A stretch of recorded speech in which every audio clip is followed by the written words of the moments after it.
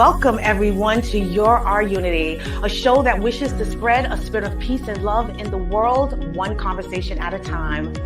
None of that affects how you are going to change the world. That's right. No, it does not take one person to change the world, but it takes one person to believe in themselves. Yes. That they can make a difference. I love to that. Inspire others.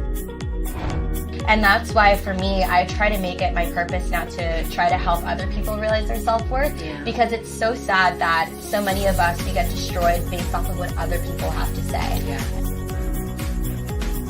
I would say do it in your own way, make sure you're doing it on your own accord, and take a risk. Go out there and live your life passionately. Believe in everything that you're doing and believe in the fact that you will accomplish every single goal.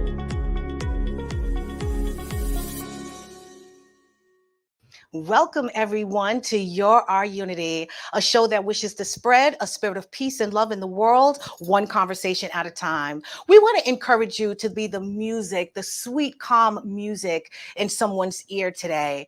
Allow them to just, dance and move to the rhythms and the beauty of you. I am your host, LaShawn Walker. I'd like to welcome you in. Please like, share, follow. Let everyone know that we're on right now. I hope that you guys had a wonderful, wonderful weekend. It was a long weekend for a lot of us. We were honoring Memorial Day. I actually did quite a bit. I want to share it with you, but I can't because I am excited about this segment today, which is Society, Culture, and You.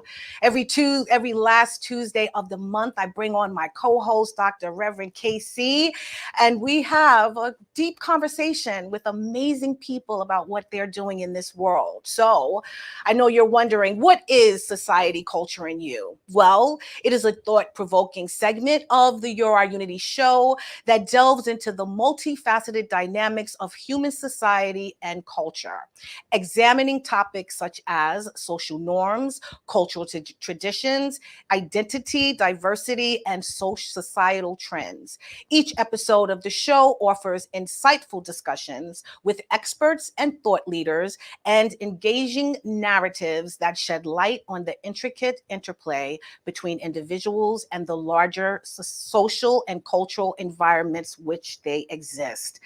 Society, Culture, and You seeks to empower viewers to better understand their own place in the world, foster empathy and understanding across diverse communities, and inspire positive social change.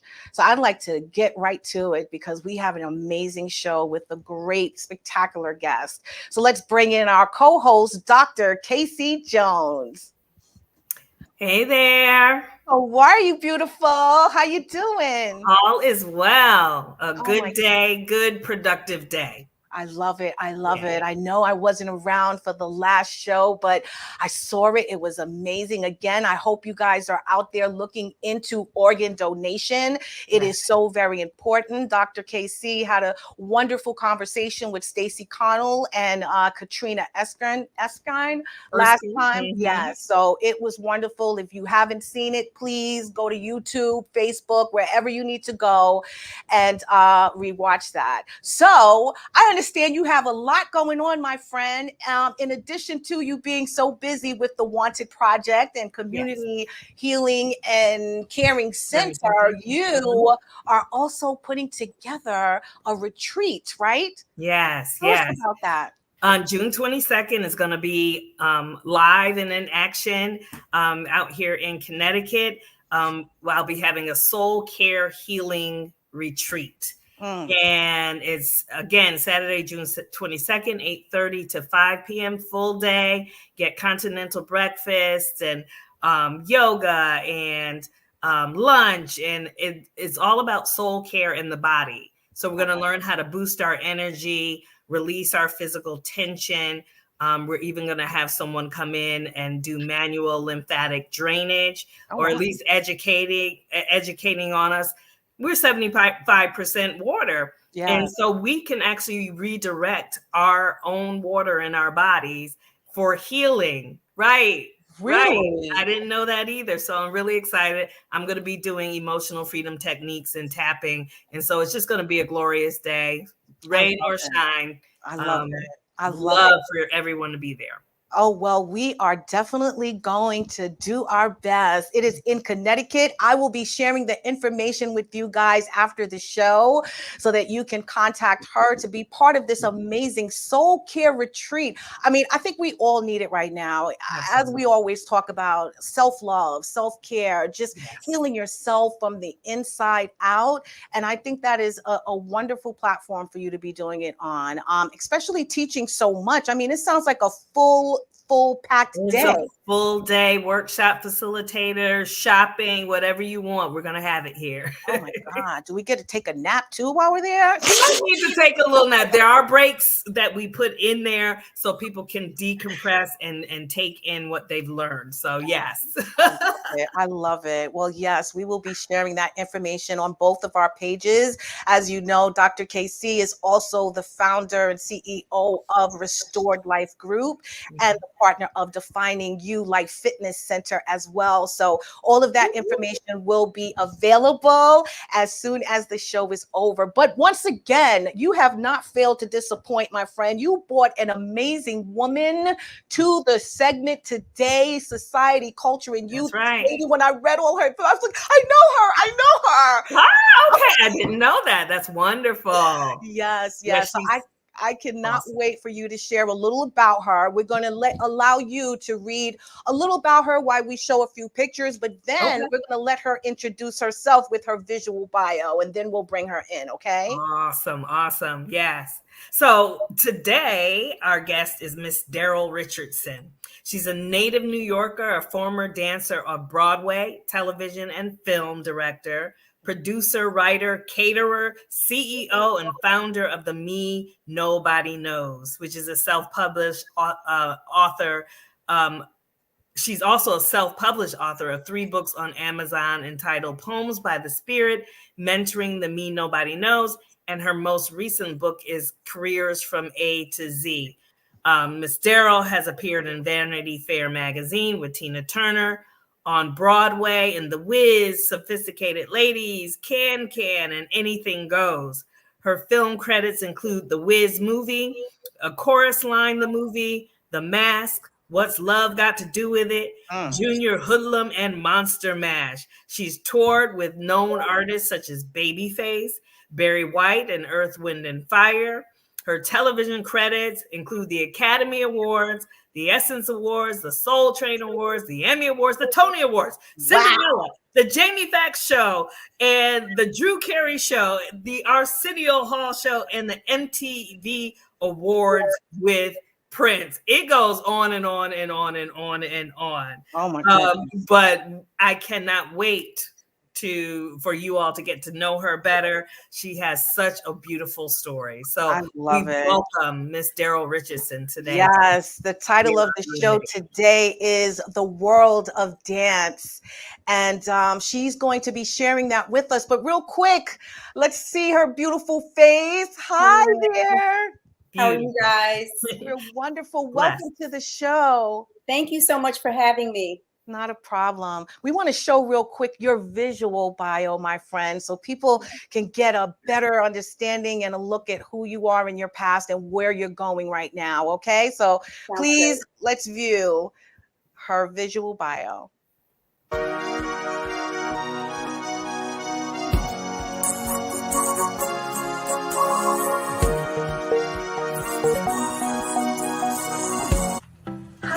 I'm Daryl Richardson. I'm Daryl Richardson. I'm Daryl Richardson. I'm Daryl Richardson. My name is Daryl Richardson. I'm Daryl Richardson. Hi, my name is Daryl Richardson. Hi, my name is Daryl Richardson. My professional dance career began on the Broadway stages.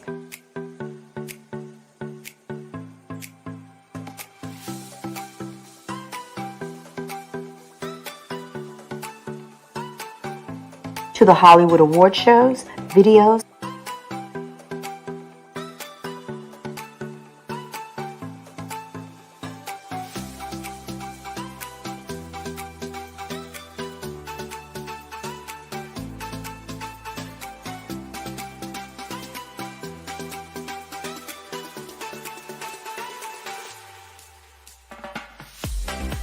commercials and film, to touring with R&B artists and working with some of the most notable talent in the entertainment industry. To being a model, a motivational speaker,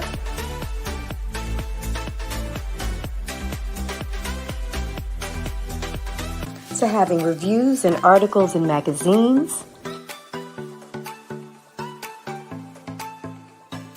to being a self-published author, a writer, and a producer, to touring with Babyface,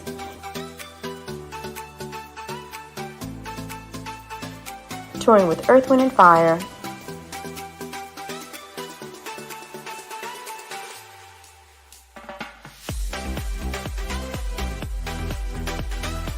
and the legendary Barry White.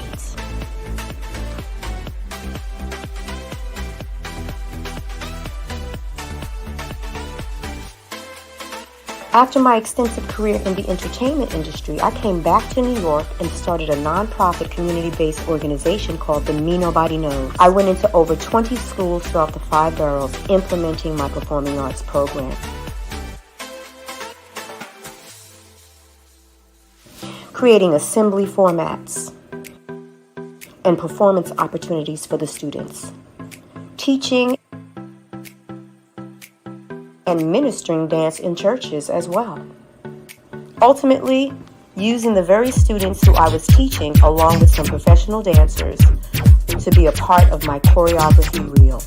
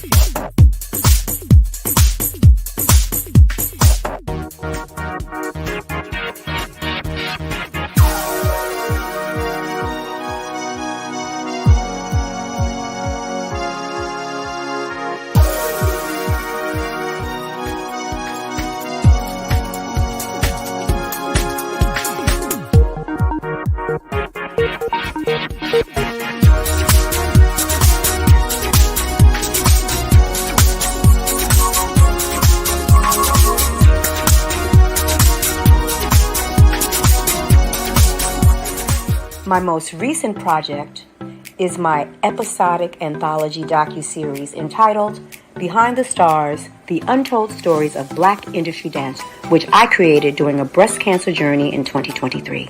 It was my words in prayer, those who were in agreement with me in prayer, and my faith in Almighty God that got me through to the other side to being cancer-free. I love it. Oh my God. That is quite the impressive resume, I must say there, Miss Richardson. Thank you so much. I'm grateful. I'm so grateful. Thank you. Thank you again for being here. And Dr. KC, go ahead. You start us off. Awesome. Welcome again, Daryl. We've known each other for quite some time. Yes. And I couldn't think of a better guest for society, culture, and you. I'm just going to start off really simple. Was there a particular moment or influence that sparked your passion for dance? So that's a very interesting question. So my mom started me in dance when I was like 3 years old, but technically, you know, just living in Queens, being out and about on the streets of New York and in front of your house in the summertime with kids, Diana Ross, Stop in the Name of Love was the song that we used to dance to. Yes, outside of my house. And I was just enamored with her. And of course, I was still taking dance classes. But if I could say anyone that was the influence, it was Diana Ross and the Supremes. Wow. All right. And Yeah. what age did you first start dancing? When I was 3. Wow. But at 3, you know what we were doing? We weren't dancing. We were running around the studio, grabbing cars. But I thank God for my mom because she took me every Saturday. And at some point, I eventually grabbed onto that bar and started following the teacher. And then at 12, 13, 14 is when I really became passionate about it. And the owner of the dance studio told me that I needed to audition for the High School of Performing Arts. And I went to the guidance counselor and told her that. And the rest is history from there. How did your path to dancing professionally and being part of all of these movies and performance artists dancing for different artists, how did all of that come about? Well, when I graduated from the High School of Performing Arts, my first professional job after I did a workshop with George Faison, who is a renowned choreographer, Tony Award winner and director, I did a workshop with him that summer. And literally in August, he handed me a contract to go on the road with the national touring company of The Wiz. Wow. So I was 18. I had never done Broadway before. I was supposed to go to Adelphi University in September. And I'm like, Mommy, Daddy, I got this contract to be the swing dancer. And a swing dancer has to know everybody's part. Uh-huh. Yeah. And so my mom was like, okay, we see what you're going to be making. I was making an amazing amount of money at that time. But when you come back, you got to go to school. And I was like, deal. So, went on the road for 2.5 years with The Wiz, came back to New York, got an agent. Wow. Of course, I didn't go back to school then. And I kept telling my parents, well, I'm doing now. I got Can on Broadway. Then I got Anything Goes on Broadway. And then Sophisticated Lady. So I was auditioning for these shows, and the favor of God was upon my life without me even being aware of it at that age. Oh, wow. And my parents were my biggest fans because every opening night, they were in the second row rooting me on. Like, they were so supportive. I love it. Yeah, it was amazing. But I just want to add this little tidbit because my parents are no longer here. But at 58 years young, I did go back to school to Empire State College and get my bachelor's in dance and musical theater according to my experience. And the reason why I wanted to do that, because I wanted to keep my word to my parents that I'm going to go back, Mommy. I'm going to go back, Daddy. And it really was a blessing for my nieces and nephews to see that, to let them know that it's never too late to accomplish something that you put your mind to. Yes. That's amazing. Oh, wow. And as far as mentors go, you mentioned Faison, and I've heard that name. I just don't know where, but I've heard it in that industry. What other mentors have kind of got you out there and on your way to start? Well, what's interesting is my peers and colleagues and dance family, and that's what propelled me to write this docuseries on Behind the Stars, the untold stories of Black industry dancers, because we were a force to be reckoned with back then. We encouraged each other. And even though we didn't get to work a lot together because of the race card that was being played back then, because they were always either going to hire one Black dancer, but if it was a Black show, then we would all be, catapulted into that cast. But rarely did we get to work together. So it was my peers and colleagues that we motivated each other because we were determined. We were our best supporters. We weren't haters and jealous and all of that. When auditions were happening, we were like, you guys, there's an audition down at 890. So-and-so is having an audition. Like, that was how we were back then. And so I say my dance family. Oh, wow. That is. What challenges did you find that you guys had to overcome during that time? I mean, you're straight out of high school, right? Yes. Still a young adult, and you're literally trying to figure out who you are in the midst of all that was going on around you. So what kind of challenges did you experience, and what were your fondest times of that time, that era? Well, the casting calls were the most challenging because the casting calls were cattle calls. And if you know what a cattle call is, it's hundreds of thousands of dancers. And just to be able to strategize through that process to get selected. Usually they'd line you up. There was a type that sometimes they were looking for. And unfortunately, as I said, we as African-American dancers, we would all be in the room together and be like, okay, God, good luck. Let's see which one of us gets this job. Wow. Which one of us gets this job? Meanwhile, it could be a cast of 30. Right. And they're going to hire one Black girl and one Black guy. So that was the challenge. But the being able to overcome that, which was amazing, because back then we didn't have Black Lives Matter. We didn't have advocacy outside of the theater talking about hire more Black dancers. And when I think back in retrospect of what we were able to conquer and get through, it boggles my mind, but it also amazes me at the strength that we had to persevere, because we were truly trying to get to our promised land, which was a career of longevity and being able to work as a professional dancer. What were your most memorable, and you had so many in your bio, I don't know how you're going to choose, but what's the height of your career, your dance career? So it's true. It's so many different levels and elements, but I'd have to say working with Michael Jackson was amazing as an assistant choreographer to Greg Burge on the Bad video. Wow. And he was phenomenal. Yes. I was the biggest fan, and I had to be like, okay, Daryl, you have to be professional. You cannot be that fan. And when we would come into rehearsal, it was just like, oh my God. Like that was going on inside, but I had to teach him choreography and just kind of hanging out and just being there, helping him with doing things was phenomenal. And I have to mention Babyface because he treated us like the queens that we were. Right. Okay. Yeah. Royalty, such a gentleman with the entire cast. That was one of those two opportunities and was one of my best, I think, that I can speak of. I love that. So I got to piggyback because you said the best.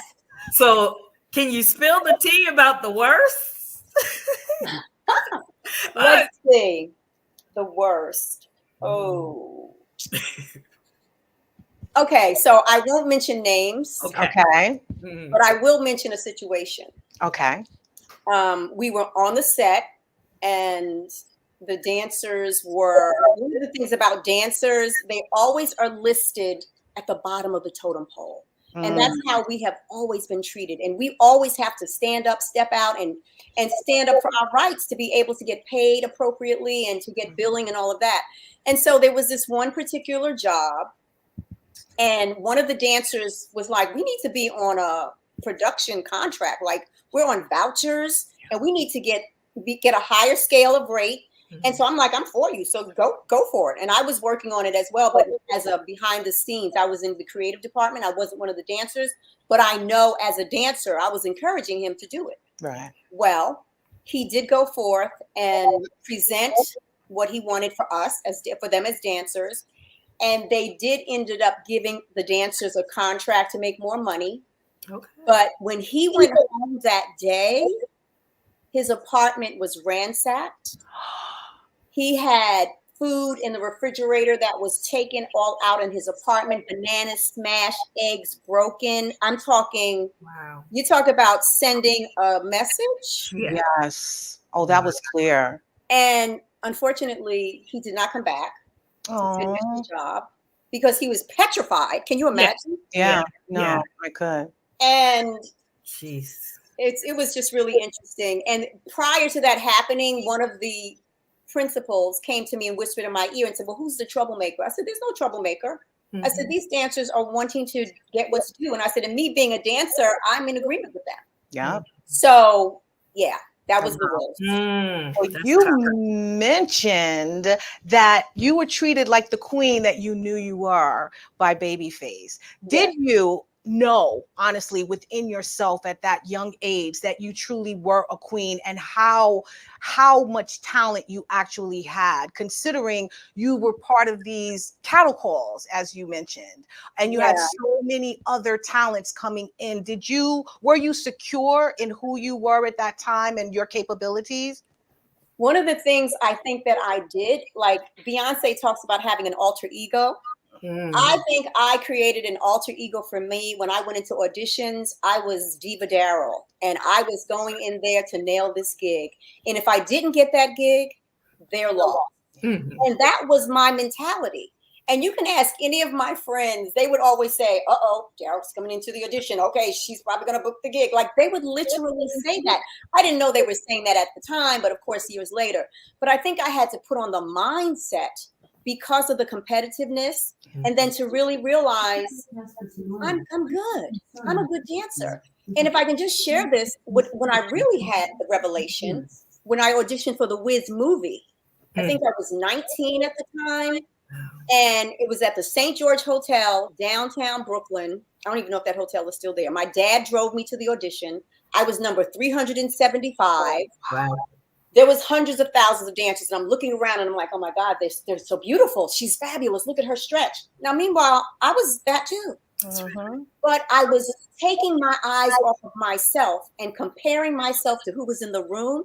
When I went in the room, I went to the back. And the whole group got cut. Wow. And I left out of that audition. I said, you know what? He didn't see me. Yeah. I went into the dressing room. I had my hair in a ponytail. I put it up on top. I changed my leotard because back then, the clothes. Oh, yes. Went and got another number. Now I was number 800 and something. Went back in the room to the front. To this day, I get residual checks for the Wiz movie. Oh my goodness. Let me tell you, and I tell my students this all the time. Never compare yourself to anybody in the room, because you belong there. And when you take your mind off of yourself and start looking around, your whole self-esteem begins to diminish. And I picked up my self-esteem when I left that room, changed my clothes and leotard, and had the courage to go back in there. Lewis Johnson was the choreographer. He never knew that until later on in years.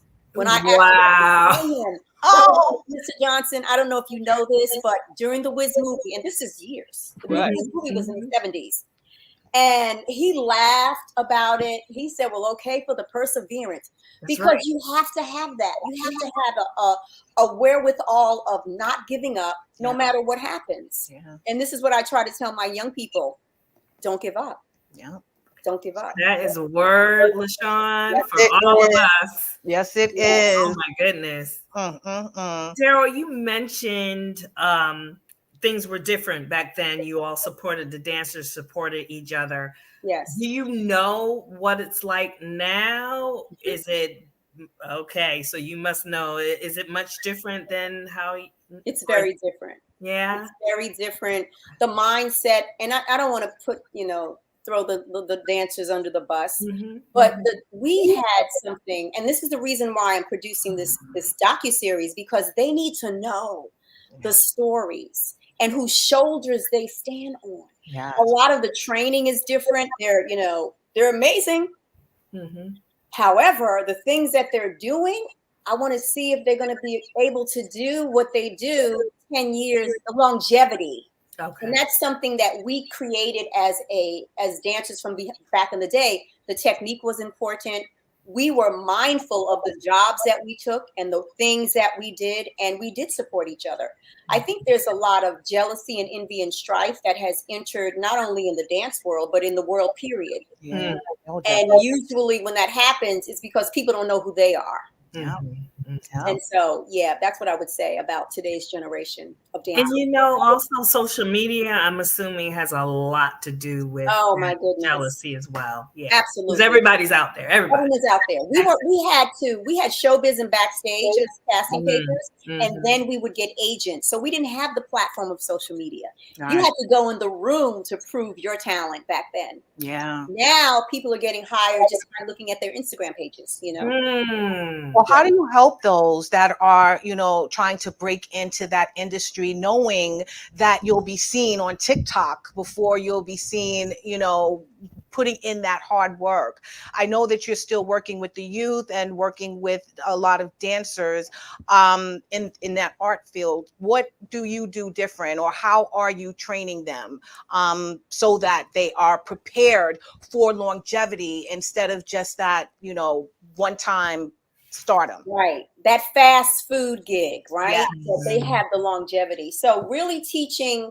and even though I go into the public schools and teaching the general population, still teaching from a professional perspective. Because the bottom line is, if you are professional, your character, your integrity is on point, That's what's going to carry you and sustain you. Now, when I talk about today's generation, now Broadway is still operating on a level of professionalism. Mm. So they're not looking at Instagram and TikTok. Okay, good. You got to come into the room and you better be able to sing, dance, and act, be triple threat most of the time, to even get a spot in the shows. Mhm. So there's a lot of different platforms of dance that are out there. You know, you have the touring companies for concert work where you have to have technique. You have the tours with R&B artists, which is a whole different genre. You know, one of the things I'm not teaching in my classes, we're not teaching the kids how to twerk. Okay. Wow. We're not doing that. God. Okay. We're not supporting that. And even when I go into these high schools and they're like, "Oh, Miss Richardson, I have a song." I'm like, "Let me hear it." Two chords in, there's profanity. I'm like, "Nope, we're not using that." No. So it's really creating a standard and a platform of moral ethics for these kids, not to be so conformed to what they're used to hearing. Yeah. And so I bring musical theater into to the classes and teaching them about our generation. You don't know who George Faison is? You don't know who Louis Johnson is? Let me show you these dancers. Look at this dancer. And I have pictures and experiences with so many phenomenal dancers that where their stories need to be told, not only publicly, but to this generation as well. Yes, I agree. Yeah. So when you're talking to the youth, what do you tell them? Like, what is the main thing you tell them about making it in the industry, but making it with integrity? Yeah. So always wanting to have a teachable spirit and humility. Yes. And being kind. Because I'm going to tell you, you can be the most fabulous talent on the planet, but if you have an attitude and if you're hard to work with, guess what? People don't want to hire you. And you'll be surprised how you can gain a reputation because everyone's watching. So don't be that one on that gig that is always complaining. Like what the Israelites, they stayed in the wilderness for 40 years from complaining, right? They never reached the land. Don't be murmuring, don't be complaining. Get the training, do what's right, and don't compare yourself to anyone. Yeah. Because the minute you start comparing yourself, that's where jealousy and envy and strife creep in. Yeah. Because you're trying to be better than someone else. Compare yourself to you. And just continue to reach out for the talent that's within you and hone that talent. There is a National Dance Day coming up in June honoring the legends in battle. And I literally, Stephanie Pope and the Men of Theater are hosting. And I literally started, promoting that flyer to all of my, former dancers. Come on out. It's a day of dance. It's free. Yeah. But you're going to be taking classes with some amazing teachers and choreographers. And so really exposing themselves and networking to that line of people, because you never know. Networking is a key, and just being in the room, just show up. Yeah. Just show up. Right. Yeah. I know you've, built some really strong and long relationships throughout the year, throughout your career. Do you still, have very good friends? Are you still, close with the producers, choreographers, and the artists from yesteryear?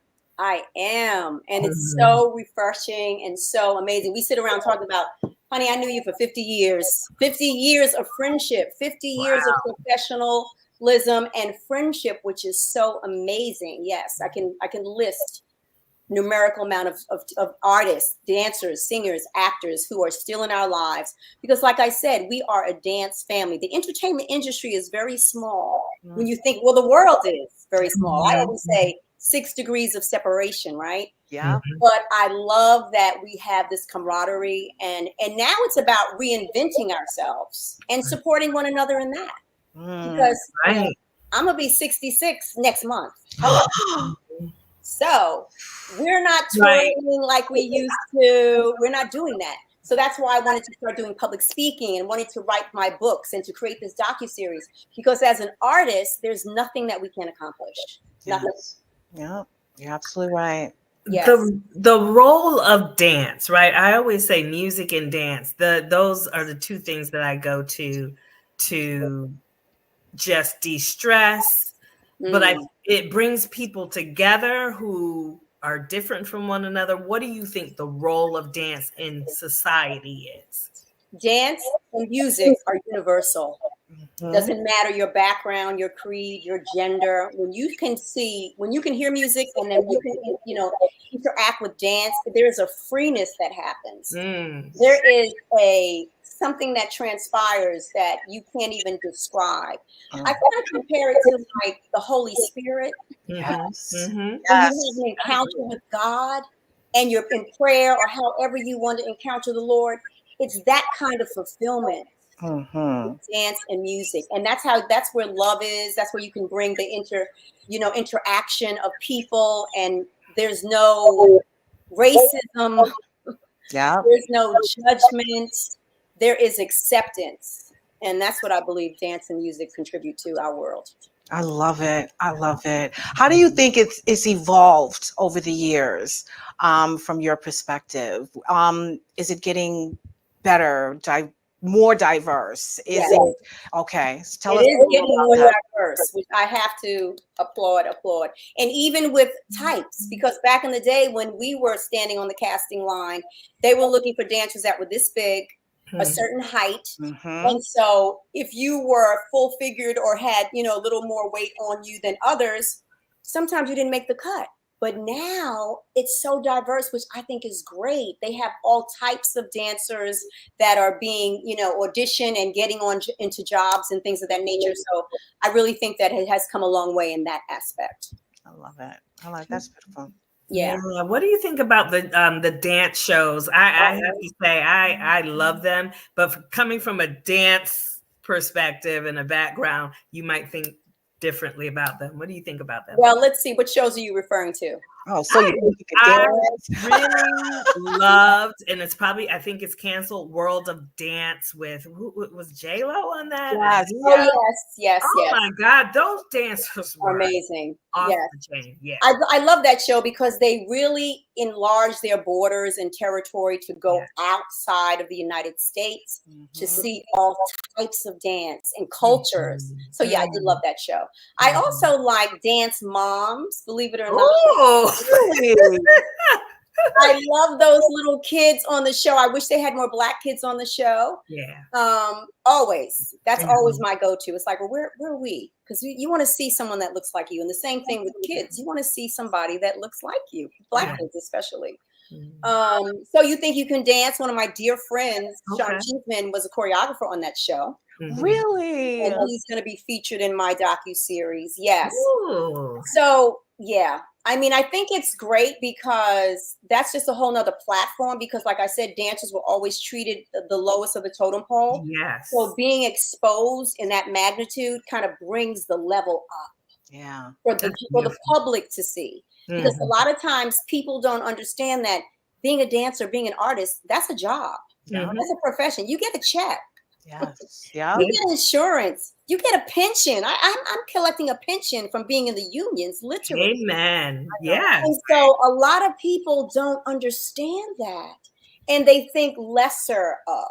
And I want to share a story with you. There was a school in New Jersey. I'm not going to mention the name, and they wanted me to come out to do a performance, a program with the kids, and they were excited when they got my resume. They're like, "Oh my God, this is so great!" But then as they began to talk about funding and what it would cost, I just put together what my rate is. Then it completely turned. And then they talked about, well, we have an organization that came and taught the kids the lambada. I said, in a day. I said, well, then if you want me to teach the electric slide, I could do that. That was the comparison to what they were thinking. And I'm like, that's not what I do. And so I think they don't understand. A lot of people don't, but a lot do. Don't understand the level of professionalism and what is required. And when you think that, well, this is just the neighborhood school, then you're creating mediocrity. Yep. You're creating a level of mediocrity for your just neighborhood school. Why not expose them to the best? That's exactly. Right. So, and if they reached out to you, they clearly wanted to expose exactly the best. So why don't you pay the best their worth? So I love that. Well, you said that you have to reinvent yourself, and I understand the youth is your passion right now. You're an author, you're a speaker. Tell us a little about how you transition into that and how important it is for you to be there to impact the youth.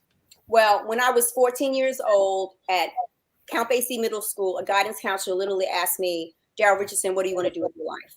And I said, I want to be a professional dancer on Broadway. I knew that at 14. And so when I came back from Los Angeles and on tour, and I came back to take care of my parents, and I saw the kids in the neighborhood just hanging out, and I would ask them, what do you want to do? What's your future? And they were like, I want to be a singer. I want to be an actor. And I'm like, okay, that sounds like me. And so that's really what motivated me to want to start my nonprofit, The Me Nobody Knows. And I created it, a DBA. I went and registered with the Department of Education as a vendor. And literally, God, as my agent, promoter, and publisher, and manager, gave me instructions on how to market myself in that platform, because I was a dancer. I never didn't know anything about the educational field. Right. And he literally said, show them your credits. Wow. That is your bait. Yes. And so I'm like, really? Okay. And so I put together my press kit and this and pictures and all the stuff that you see. And I started sending it to principals, and they were just like, we need to have an appointment with you. And it was amazing how things just turned. So sometimes, and I was trying to be like, I don't want to put myself on blast like that. But sometimes you have to put yourself out there. Because otherwise, how will they know? How will they know? So that's what started. Yeah. One school after another, and then recommendations. And I just literally got a phone call from a principal that I haven't seen since 2011 and wants me to come into her middle school, no, her elementary school tomorrow. Okay. For the last few weeks of the summer to start a performing arts program. Oh, beautiful. Continue on in September. And I'm gonna tell you, I am praising God for that opportunity, because I literally just had knee replacement surgery 8 weeks ago. Oh, wow. And just all of the things I've been through, trusting God every step of the way, knowing that I said, okay, Lord, if you make this happen, if you've made this happen, then surely I must be equipped to do it. And then have to trust it. Just have to trust myself and trust God. Do it. I've known you also when you were dancing at Allen AME Church, and I know you've danced at plenty of churches. You're a faithful person. Yes. And you just got through breast cancer. And I say through because now you're in remission. I mean, and that just happened like yesterday, right? That was yesterday. And here you are. Tell me a little bit about that journey and what God has done. Wow, that was, you just never know how life is going to creep up on you. You just don't know. And I was teaching at a high school from 2018 to 2023. In 2021, when COVID hit, we were online doing the classes. And then when we had to come back into the building, I was told that I had to get a COVID vaccination, which I was very apprehensive about doing. I didn't want to do it. And literally they said, if you don't do it, you're not going to be able to come back into the building to teach. That was my livelihood. And I did it. 6 months later, a lump appeared on my sternum area. On the same side where I got the vaccination, and lymph nodes. Wow. A month after that, a biopsy, it is malignant. And I was just like, what? And they were like, well, does cancer run in your family? Absolutely not. No, this happened because of the COVID vaccination. Like, I was putting that on blast because I really believe that. And I found an African-American oncologist who confirmed that for me. Okay. So anyway, but still having to go through, they had to go through chemotherapy for 4 months, radiation for 2. But the entire time I was Vimeo voice memo recording myself, praying every morning. I am the exception to every side effect and statistic that the doctors have said. I'm going to come through this with flying colors. Like, you talk about decreeing and declaring. Yes. I was recording that, sending it out to my prayer partners, saying, this is what I need y'all to pray. Get in one accord. Oh my God, I can't even tell you. And long story short, I was able to get through that. Like I said, the only thing that happened was I lost my hair, but God brought me through it. And even during it, he had my creative juices flowing, because that's when Careers from A to Z was born. That's where the Behind the Stars, the Untold Stories of Black Industry Dancers was born. This was all during chemo and radiation. It happens. So, yeah, Yes. I'm grateful. I'm so grateful. How do you use those challenges to sort of fire you up today and everything that you're wishing to continue to accomplish, and also impacting the youth? Trusting God. Knowing that he is able to do exceedingly abundantly above all that I can even ask or think. I have desires, but guess what? His are even greater than that. Yes, they are. So I present my desires to him, but I'm like, Lord, not my will, your will. What do you see? Because sometimes we limit God based on our own minute thinking. And I want the young people to know. I went back to visit the high school I was at, and I can't even tell you how they just welcomed me with so much love. A lot of them didn't even know what I was dealing with. Some of the teachers. And I'm like, well, yeah, they said, we thought you went to another school. I'm like, no, I was dealing with cancer. And it was so refreshing. But I believe God was having me see that to show me the impact that I made at that school with the teachers and the students. It was amazing. And so I love impacting. I'm an encourager. I'm an exhorter by nature. And so kids, people, human beings, doesn't matter the age or anything, I want to try to always encourage. And I believe that God allows us to go through things so that we can be an example and a blessing for someone else who's going through it too. Yes, I agree. I'm so glad God healed you, my friend. Your prayers were answered. You look amazing. You didn't lose your hair. You got a beautiful haircut. Thank you so much. It's beautiful. I appreciate that. Dr. Casey. Yeah. Oh, just beautiful. So what's next for Miss Daryl Richardson, speaker, author? That's a great question. Like I'm the things that are on my plate, I can't even begin to name the things that God has given me over the years. And I have been revisiting that because Ecclesiastes 11:2 says, invest in 7, no 8 ventures because you don't know what the future is going to hold. Now, I came across that scripture recently. I've seen it before. I've never heard it. Okay, listen. I wrote that down because I'm about all this that we're doing. Thank you. Yes. I never heard that scripture, but let me tell you what I used to pray. I used to pray for multiple streams of income. Absolutely. Multiple streams of income. And then through a prayer and fasting time for myself with the Lord, God brought me to that scripture. Wow. And I was like, God, this is what I've been praying for all these years. So yes, Ecclesiastes 11:2, just putting that out there. So the things that I have on my plate, let's talk about it. Okay, I have the creation in animation and in musical theater, in English and Swahili. I have Behind the Stars, the Untold Stories of Black Industry Dancers that I just created. The books that I have, Poems by the Spirit, Mentoring the Me Nobody Knows, Careers from A to Z. I'm working on another book that is telling my story. It's called, well, I don't even want to release the title right now, but I'm working on that, telling my testimony and believing God for some things. I love it. Believing him for some things. And I really believe that book is probably going to come out after I receive those things.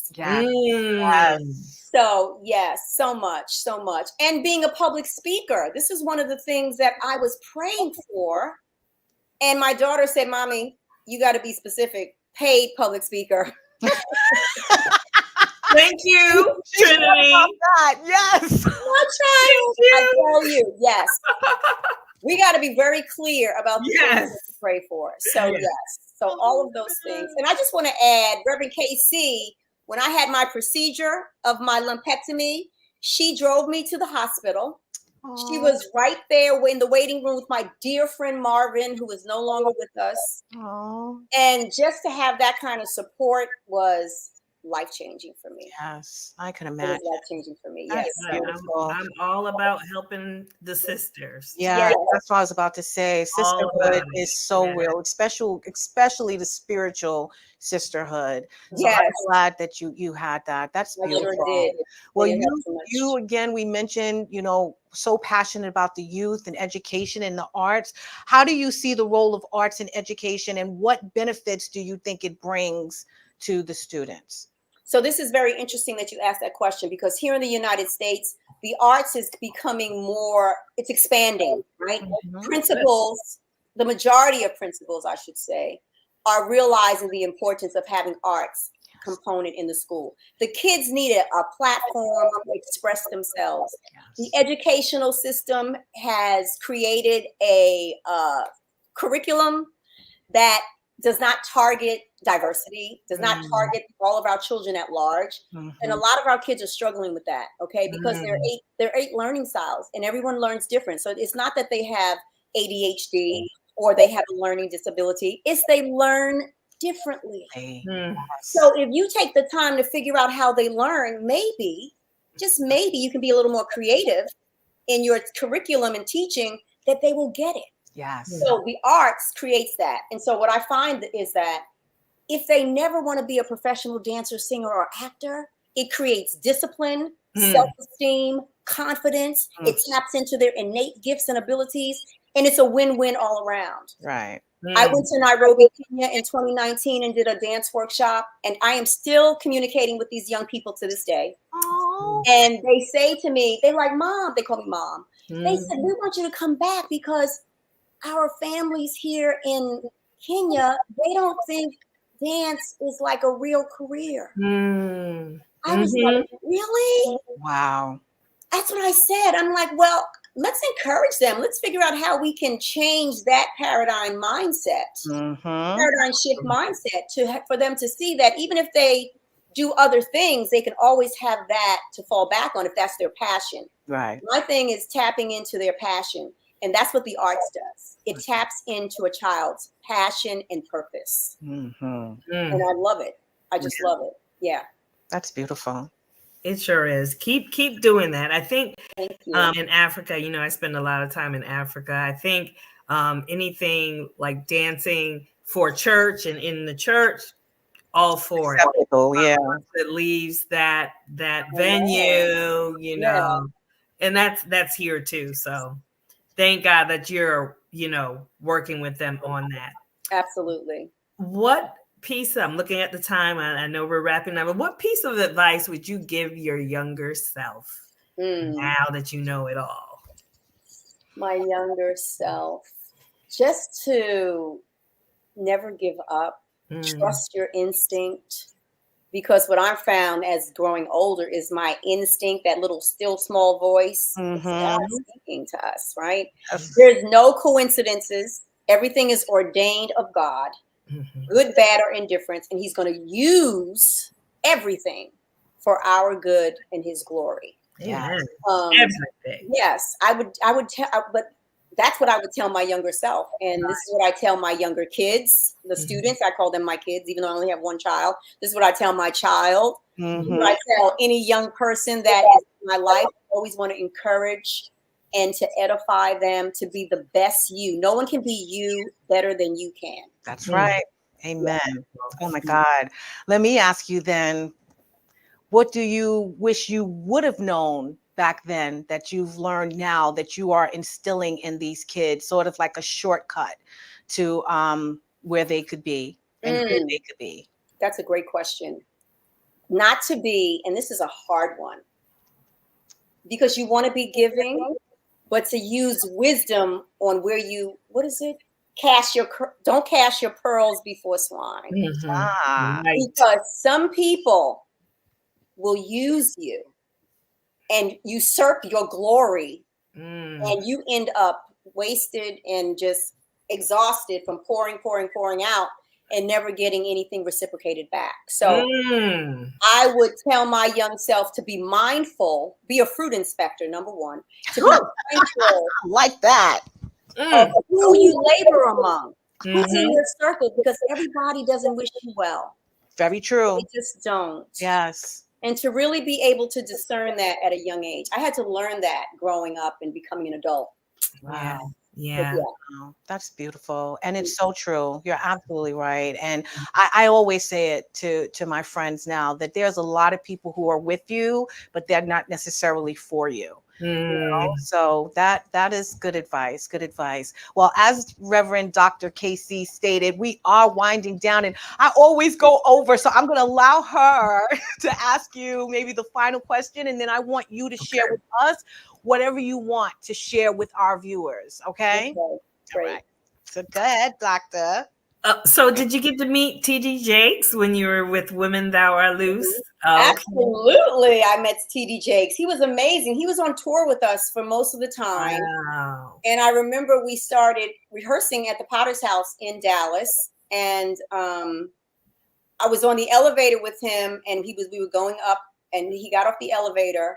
And then he turned to me and said, "I want you to minister at church on Sunday." Oh, Let me tell you, that moment, that was a Holy Ghost moment. Favor. The Lord spoke to his heart, and he turned to me and said that. And I was like, okay. Favor. And I ended up dancing to For Every Mountain by Beverly Crawford. Okay. So that service was amazing. Wow. And he gave me an honorarium. He gave me an honorarium, a very generous honorarium for dancing at his church. And so it really made me see God was showing me that you never don't give a price to what you're going to do. You let me tell them what's for you. And ever since that happened, that's been my MO going forward.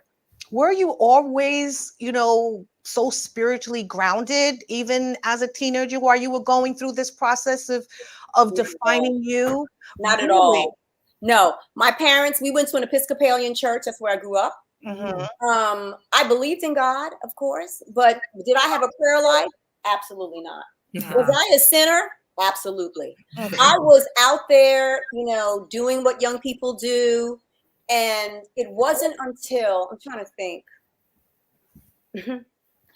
when I was in New York, and if I can be transparent, Please do. doing cocaine. And I was in my brownstone in Brooklyn, and I literally heard the Lord say, I heard a voice. I didn't know it was the Lord at the time. Right. What are you trying to do? Kill yourself? Wow. And I made everybody leave out of the house. This was my salvation moment. I made everybody leave out the house. They thought I was freaking out. They were like, oh, she's bugging out. She done whatever. And that morning I got up. I had my parents' car. They were out of the country. They were in the Bahamas somewhere. And I drove my parents' car back to my house, my home where I grew up. It was like something about going back to childhood. Yeah. And I was there, and I remember calling a dear friend of mine, and he told me that a friend of mine was in town, and I called him up, and he said, you need to meet me at church this morning. Service starts at 11, and it's Glory Tabernacle on Columbus Avenue in the city. Wow. So I had been up all night. Wow. I got dressed. I still had clothes at my parents' house. I had fashion fair makeup all over my face. I was trying to cover up everything I went through. I had on a pair of black Ray-Bans. Wow. Going to church with my friends that called me up, and I'm sitting in the church with black Ray-Bans. Wow. And the man of God said, somebody's in here that's been up all night. You've been doing cocaine, and if you want to get delivered right now, come down to the pulpit. Whoa! I can't. I literally went like this. My hand went up. Wow. I went down to the front. He prayed over me. I cannot even tell you. I'm talking about deliverance on the spot. When I went back to my brownstone, I still had paraphernalia. I flushed it down the toilet. I was clean immediately. Oh my God. People were calling me that day, Daryl, you going to have something at your house? I said, no. I said, I got saved today. That's right. I love that. She said she got saved today. That's what you're going to leave us with, my friend. You got saved that day. And look at who you are after that. I love it. We're going to put up your information. It has been amazing. I want everyone to reach out to you. There is her information. Please look her up. Please check out what's the name of your organization again? The Me Nobody Knows. The Me Nobody Knows. We're going to check you out, my friend. Time is winding down. We have to end. I'd like to thank you again. We're going to have you back because you've got more to tell us and to share with us. I know September is World of Dance Month or something, so we will definitely have to look to have you back, okay? Yes, absolutely. And I just want to put a blast out for the Dance Day Hinton Battle at Ajar Studio on June 10th. It's free classes all day long and a talk back, which I'm also on the panel of. So if anybody's interested, please give me a call and we can arrange for you to attend that and participate in that amazing event.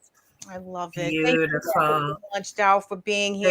Thank you so much, you guys. It's been a pleasure. Such a blessing. Thank you. And Dr. KC, thank you again for being my phenomenal co-host. Let's put up her information real quick.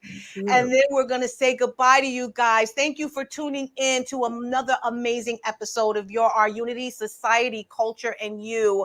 Please remember that peace and love is in the palm of our hand. So let's go out there, some love, share some love, and just give some love. Have a good night. Good night, you guys. Thank you so much. Love y'all. Blessing. Bye. Wow.